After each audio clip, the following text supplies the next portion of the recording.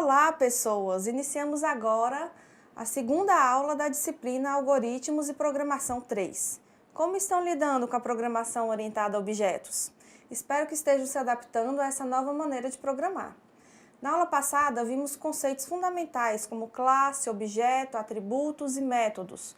Com isso, desenvolvemos o pensamento, tudo que pode ser representado na linguagem Java através de classes. Atenção, as classes não representam necessariamente um conjunto de objetos físicos. Poderíamos ter uma classe sentimento, por exemplo, com atributos nome, intensidade, etc. E métodos como aumentar a intensidade, diminuir a intensidade, por exemplo. Vimos que os atributos são as características da classe e os métodos, os comportamentos que a classe pode ter no contexto da aplicação.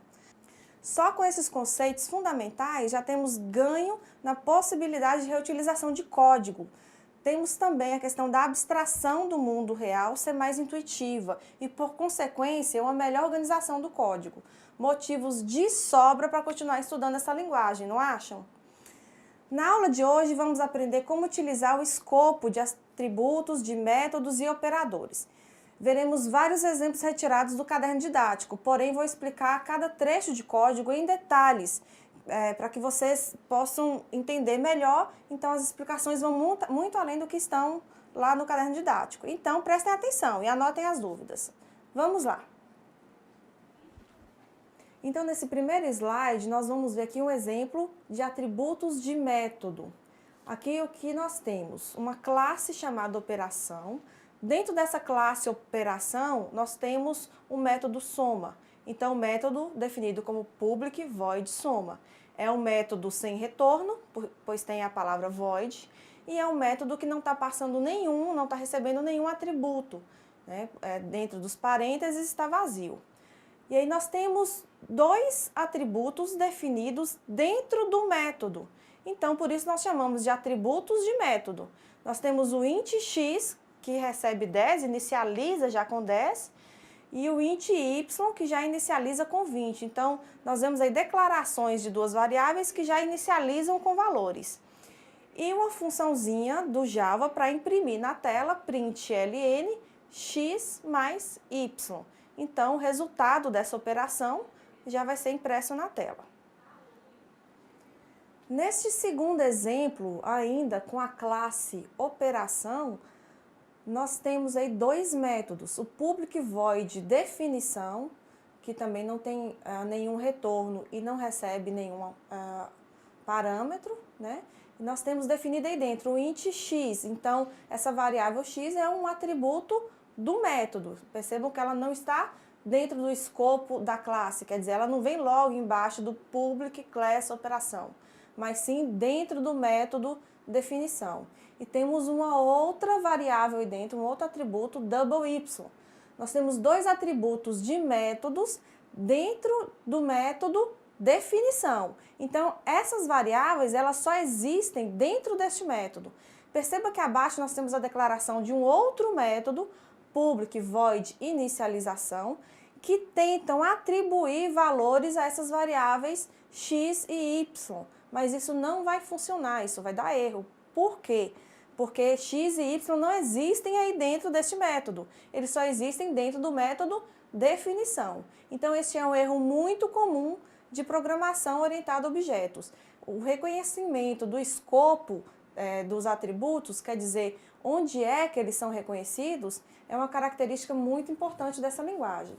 Se os atributos x e y tivessem sido definidos dentro da classe, logo embaixo o public class, então seriam atributos da classe e quaisquer métodos da classe poderiam acessá-los, mas não é o caso. Neste novo exemplo, vamos ver os atributos de instância. Vamos dar uma olhada nesse código. O public class funcionário está definindo alguns atributos aí da classe, o string nome, int idade, double peso, float altura. E aí a gente tem um método que chama altera idade.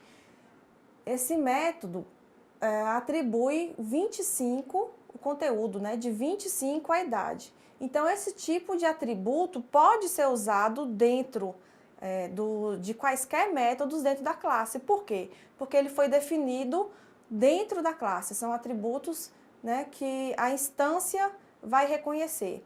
Isso é interessante porque cada outro objeto da classe, né, ou instância, quando a gente fala instância ou objeto, a gente está se referindo à mesma coisa, então nós podemos chamar de objetos da classe funcionário ou instâncias da classe funcionário, que corresponde ao mesmo significado.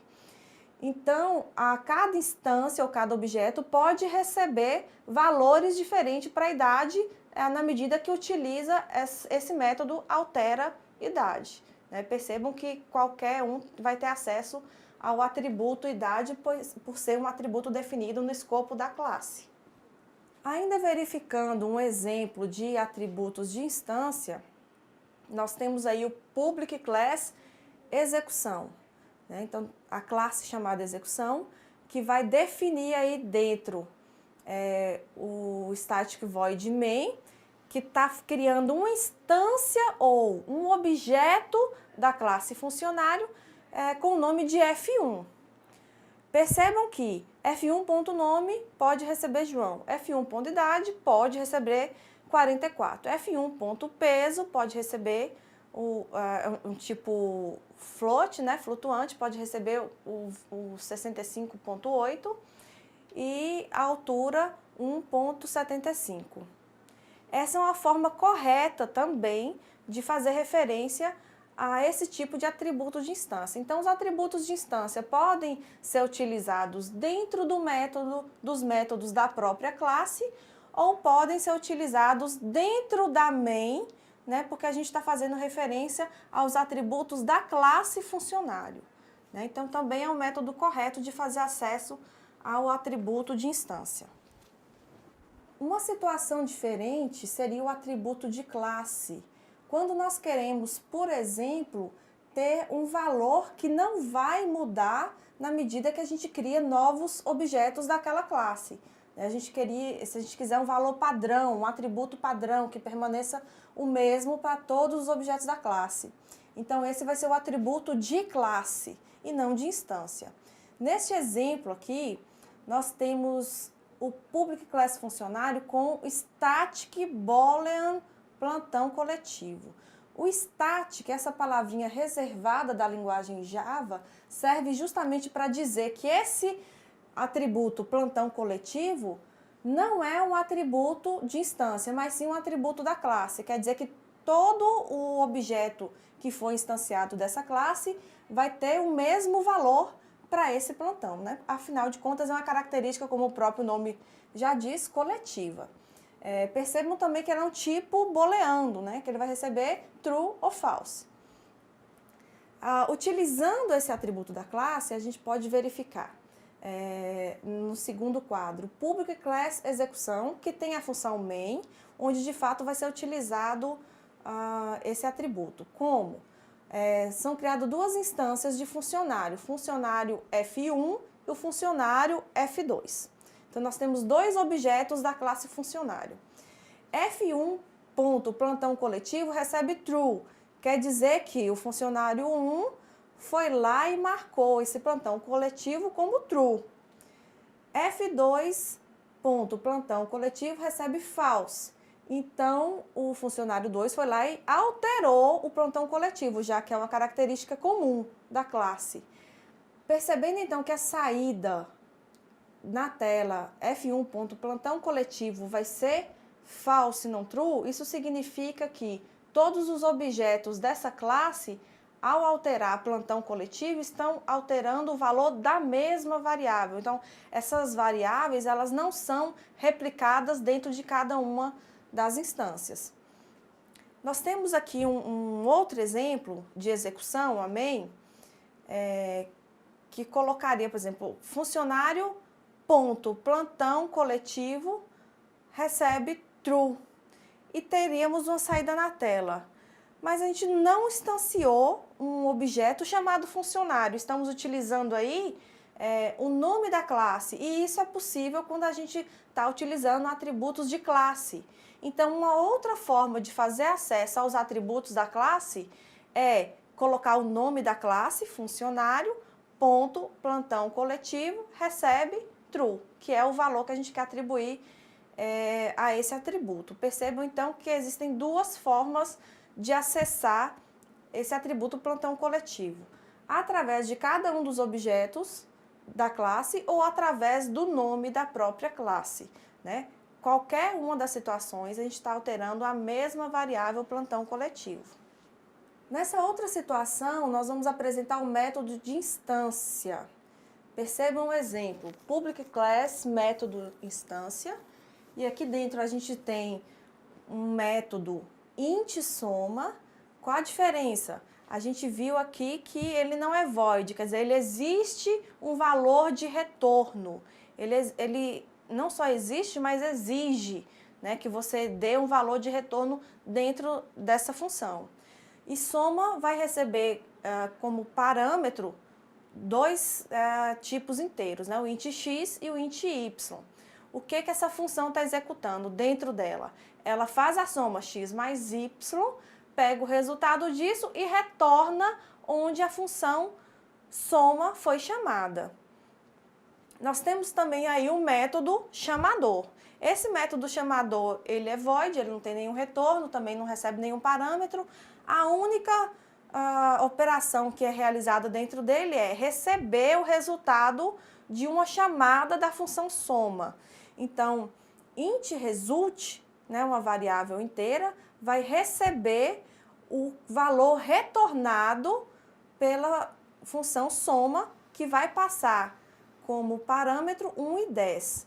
Então, 1 e 10 vai ser substituído nas variáveis x e y, vai ser executada a soma, vai dar 11, vai retornar a chamada da função. Então, onde nós vemos aí dentro do método chamador o soma 1,10, todo esse conteúdo vai ser substituído por 11, que é o retorno dessa função. Perceba que o retorno dessa função é inteiro e a variável result que a recebe também é inteiro. Um outro erro de programação muito comum é você querer atribuir um retorno de uma função string, por exemplo, a uma variável do tipo inteiro, né? Nós temos aí conflitos em relação ao tipo de variável que ocasiona erro na hora da compilação. Nós temos aí abaixo também um exemplo da utilização, né, de onde executa a main para utilizar esse método instância. Então, o método instância me, né, vai ser um objeto dessa classe método instância, vai ser criado. E aí a gente pode chamar esse método de instância através de me. Mi.soma passando os parâmetros 2 e 8. Né? No lugar desse mi.soma, o valor retornado pelo método soma, que vai ser 10, né? 2 mais 8, vai ser substituído aí e vai ser atribuído a result, que também é do tipo inteiro. Né? Então, nós percebemos aí, através do método chamador, a chamada do método soma, né? Dentro da própria classe. Então, nós podemos utilizar um método de instância dentro da própria classe, quer dizer, um método chama outro dentro, né, da declaração da classe, e dentro do programa, da main, a gente criar objetos e utilizar a chamada desse método via um objeto da classe. Similar ao atributo da classe, nós temos esse outro exemplo que é de método de classe. Né? Vamos utilizar também a palavra static, só que agora na frente do método e não do atributo. Nesse exemplo aí nós temos a classe operação, o public static void soma x e int y, vai ser um método de classe, quer dizer, ele vai ser o mesmo utilizado, reconhecido por todos os objetos da classe e até fora dela. Quer dizer, eu posso utilizar o nome operação.soma para fazer acesso a esse método. Né? Se eu estiver utilizando, por exemplo, já dentro da própria main, que seria uma forma simplificada, né? Já colocar um main dentro dessa classe operação, então a execução já vai acontecer aí. Então, eu posso chamar esse método soma simplesmente com o nome soma, já que ele é estático e já está dentro da própria classe operação. seria uma forma mais simples de chamada do método. Pessoal, uma outra coisa importante que a gente tem que verificar, e às vezes diferencia de algumas linguagens de programação para outras, é a questão dos operadores. É muito importante conhecer e saber utilizar adequadamente os operadores, que são os comandos que a gente pode utilizar para realizar operações e manipular o conteúdo das variáveis. Então, nós temos, por exemplo, o operador, que é essa barra vertical, né? A utilização dele vai ser utilizada através de tipos booleano, quer dizer, true ou false, né? E ele vai realizar a operação do ou lógico. O e comercial vai realizar a operação do e lógico, também utilizado por tipos booleanos. A exclamação ele vai funcionar como o não lógico, né? E utilizado também por tipos booleanos. É importante não esquecer a diferença entre uma atribuição e uma igualdade. Quando eu quiser atribuir valores a variáveis, né, ou retornos de funções a variáveis, então eu utilizo um sinal de igualdade. Quando eu quiser verificar se o conteúdo de dois retornos ou de duas variáveis são idênticos, ou de strings, ou de números, então eu utilizo igual, igual. E se eu quiser verificar se o conteúdo dessas variáveis são diferentes, então eu utilizo exclamação igual, né? Outros são similares a linguagens que eu acredito que vocês já estudaram, o menos, o mais, o asterisco para multiplicação e a barra para divisão. Aqui no caso da linguagem Java, nós temos uma característica específica do operador mais. Além de somar números, ele pode ser utilizado para concatenar strings, né, juntar um string com outra. Né, uma operação simplificada através desse operador que outras linguagens, como a linguagem C, por exemplo, não permite. Nós temos também aqui os mesmos operadores de maior, menor, maior igual, menor igual, que também são utilizados dentro da linguagem C, né? Também aqui são similares, utilizados de forma similar. Talvez vocês já tenham verificado a utilização desses operadores na tabela lógica, mas vale a pena revisar, até porque faremos algumas atividades que precisaremos utilizar esses operadores. Quando nós temos, por exemplo, a tabela lógica do operador e, né, que é o AND ou o e lógico, nós vamos ter que, se eu tiver um valor 1, que é uma primeira variável, um valor 2, que é uma segunda variável, o resultado for verdadeiro e verdadeiro de cada uma, então o resultado disso tudo, né, do e lógico, valor 1 e valor 2 é verdadeiro. Se eu tiver verdadeiro e falso, o resultado é falso. Se eu tiver falso e verdadeiro, o resultado é falso. E se eu tiver falso e falso, o resultado é falso. Então, nessa tabela do e lógico, para facilitar a memorização disso daí, nós podemos verificar que basta ter um falso para que a sentença seja falsa, né? Então, aí a gente está utilizando dois valores, mas vários valores podem ser utilizados, né, numa operação, numa sentença enorme, e aí basta ter um falso para que o resultado seja falso.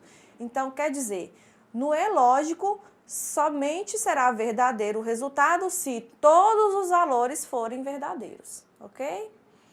Na segunda tabela lógica do OU, que a gente vai utilizar o operador da barra vertical, é um pouco diferente. É como se fosse uma soma, né? A gente costuma fazer a analogia de que o e funciona como uma multiplicação e de que o ou funciona como uma soma.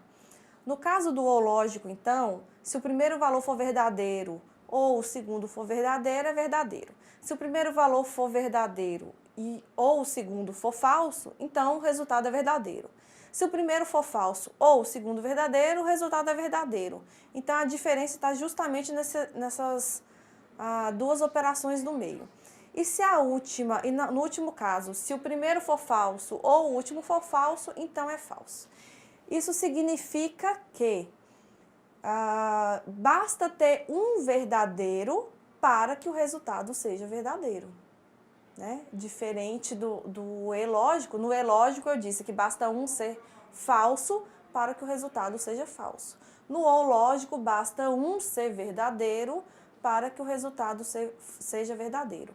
Logo, nós só vamos ter um resultado falso se os dois valores ou mais da sentença, se todos eles forem falsos. E aí nós teremos um resultado falso. No caso da negação é muito simples, né? A gente utiliza o operador de exclamação e é feito simplesmente uma inversão do valor da variável. Então, se o valor era verdadeiro, o resultado vai ser falso. Se o valor era falso, o resultado é verdadeiro. A utilização lógica dos operadores é bastante importante, né? Você ter conhecimento, saber utilizar e treinar, né? Por isso faremos algumas atividades nesse sentido. Nós temos agora alguns exemplos da utilização desses operadores. No primeiro exemplo, public class test, nós temos int soma e public void soma. Dentro deste método, que não tem nenhum retorno e não recebe nenhum parâmetro, ele vai pegar a variável soma, que foi definida lá como inteira, que é uma variável, que é um atributo de instância, né, e realizar a operação de 10 mais 20. Né? Então, nós temos esse exemplo de soma sendo utilizado dentro de um método. No segundo exemplo, nós temos public class test, e aí nós temos 3 atributos do tipo inteiro, nós podemos definir assim na sequência, int, soma, num1 e num2, né, separados por vírgula. É uma forma também mais rápida de você definir vários atributos do mesmo tipo. E agora nós temos o public void soma. Esse exemplo foi retirado aí do caderno didático. Percebam que tem até um erro de digitação aí. Num recebe 10, num recebe 20, mas esse atributo num não existe, né? O que existe é num1 e num2.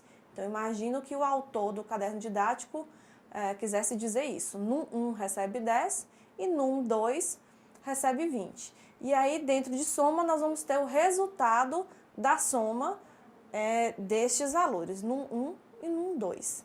Né? Revisando, então, nós temos aí em num1 e num2 utilizando atributos que são atributos de instância, né? Quer dizer, a cada nova instância nós poderíamos atribuir valores diferentes e o método soma está realizando a soma desses dois valores e armazenando dentro de um atributo que é também de instância, o atributo soma. Logo abaixo aí no terceiro exemplo, nós temos o public class test e aí nós temos um booleano result. Olha que interessante a utilização do booleano. O public void operador e é um método que vai fazer o quê? Vai verificar o resultado de true e true. Nós já sabemos que o result vai receber então true, que no caso do e lógico bastaria, no caso do e lógico, os dois devem ser verdadeiros para que o resultado seja verdadeiro. Então, nós teríamos aí o resultado verdadeiro. No quarto exemplo, public class test booleano B1, B2 e result. E agora nós temos, então, um void operador E, que pegaria o conteúdo de B1, que não está definido, né? O conteúdo de B2 e aplicaria a operação E. Né? Então, a gente pode utilizar já os valores, como é o caso do terceiro exemplo, pegar true é true, true é false e verificar, ou podemos verificar, no caso do quarto exemplo, o conteúdo de variáveis, verificar, então, se o conteúdo de B1 for verdadeiro e B2 for verdadeiro, então o E lógico vai dar verdadeiro. Mas bastaria B1 ou B2, um deles ser falso, como nós já vimos na tabela verdade do E lógico, para que o result fosse falso. Um outro exemplo interessante que eu citei para vocês é verificar como acontece a utilização do operador mais para fazer a concatenação de strings. Então, nós temos aqui a public class test, public static void main, então o programa já começa aqui, já é um programinha pequeno, simples, e um tipo string, parte 1 e um tipo string, parte 2. Na parte 1 vai receber programação. Na parte 2 vai receber em Java. Então perceba que aqui o tipo string, ele já é um conjunto de caracteres, diferente aí da programação na linguagem C pura, né? E aí a gente pode estar utilizando para imprimir na tela o print ln, fazendo a soma de parte 1 mais parte 2. Então o resultado desse programinha iria exibir na tela programação em Java, né? Que é a soma, quer dizer, a concatenação das duas strings, parte 1 e parte 2. Uma outra operação bastante importante em programação é a possibilidade de fazer conversões entre tipos de dados diferentes, né? Então, nós vamos ver aqui como fazer isso em Java. Nós temos aí a public class test e uma função void testa, também sem parâmetro. Nós temos aí um tipo long, que é o long value, né, vai receber 99. E aí a operação de conversão é feita como? Eu tenho long value e entre parênteses, na frente da variável, eu vou colocar o tipo para o qual eu quero converter. E aí eu colocando int e declarando essa variável int value 2, né, do tipo inteiro, então eu posso realizar essa atribuição. Então essa atribuição vai funcionar porque antes de realizar a atribuição eu converti o long value para um tipo inteiro. Na segunda linha nós vamos ver um erro de execução. Eu não posso fazer a atribuição direta do long value para o int value 1. Por quê? Porque int value 1 é do tipo inteiro e long value é do tipo long, né? Então daria um erro de execução. Então esse recurso é bastante útil quando você tem variáveis de tipos diferentes e quer realizar operações entre elas. Um outro tipo de conversão que a gente muitas vezes quer realizar a gente tem uma string, que é um número, mas é o string, e aí você quer realizar a soma, ou realizar a multiplicação, quer fazer operações como se fossem números de verdade, não como se fosse string, né? Dessa forma, nós temos esse exemplo aí, esse segundo exemplo, que vai testar uma string x, né, que recebe 2, aliás, 12. Então, nós temos o x como se fosse um conjunto de caracteres, onde não seria possível fazer operações com ele. Já quando eu utilizo a variável y ali para receber, ou poderia realizar uma soma ou uma multiplicação aí, fazendo a conversão do x para um tipo inteiro, né? Então, é possível tanto atribuir a uma variável inteira y, quanto realizar operações com essa variável x convertida, né? São possibilidades da linguagem que dá uma flexibilidade muito maior na hora de se programar. Então, todos esses exemplos que vocês encontraram na apostila, é importante que vocês pratiquem, que vocês programem esses exemplos, que vocês enxerguem os resultados, manipulem para perceber o que dá erro e o que dá certo, né? Com essa prática, vocês tendem a ter muito mais agilidade na programação e um desempenho muito melhor, caso queiram optar por desenvolver sistemas futuramente. Agora nós vamos praticar. Veja a questão a seguir. Sabendo que x é um atributo int com valor 31 e y é um atributo float com valor 5, calcule as seguintes expressões. E aí eu exibo para vocês as expressões A, B, C, D e E e gostaria que vocês me dessem o resultado e comparassem com as minhas respostas que eu vou mostrar logo a seguir.